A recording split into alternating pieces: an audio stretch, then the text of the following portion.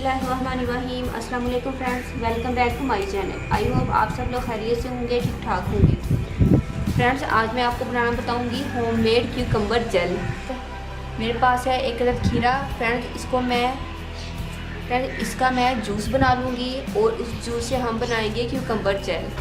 So friends, मैंने cucumber का juice बना लिया है, मेरे पास मौजूद है। अब मैं इसमें से 1 चम्मच जूस ऐड करूँगी। नेक्स्ट मुझे चाहिए एलोवेरा जेल। तो फ्रेंड्स, इतनी ही क्वांटिटी में मैं एलोवेरा जेल ऐड करूँगी।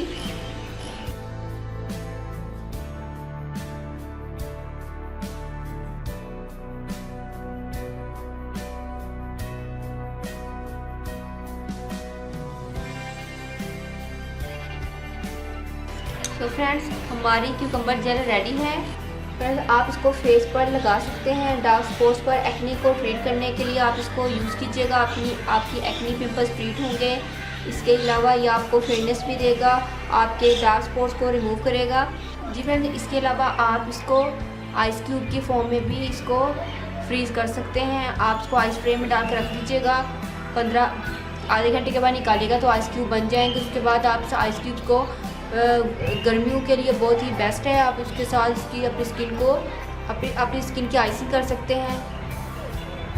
मसाज कीजिएगा इस क्यूकम्बर क्यूब के साथ, या आप इसी तरह इस क्यूकम्बर जेल को यूज़ कर सकते हैं। अपने फेस पर लगाकर इसको मसाज कीजिएगा।